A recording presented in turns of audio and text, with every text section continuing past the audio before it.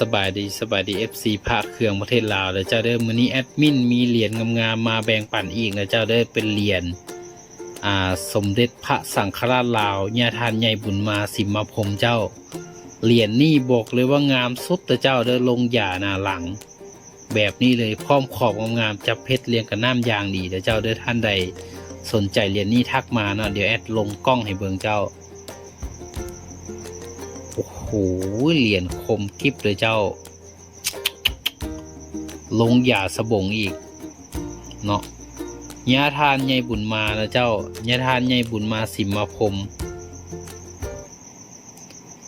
รุ่นเจริญทรัพย์เด้อเจ้ารุ่นนี้สร้างในวาระปูหรือว่าญาทานใหญ่บุญมาอายุครบรอบ90 ปี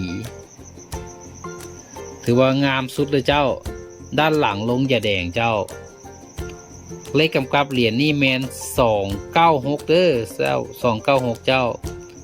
รุ่นเจริญทรัพย์เนาะนี่วัดอย่างนี้วัดสมสะงัดบ้านฝายครบรอบอายุวัฒนมงคล90 ปีพศ2566เหรียญงามสภาพแซมเจ้าเนื้ออาปาก้าลงหย่าแดงลงหย่าสบงเนาะลงหย่าหน้าหลังถือว่าเป็นรายการเนื้อรักที่ทุกคนตามหาเจ้าท่านใดสนใจบูชาเหรียญนี้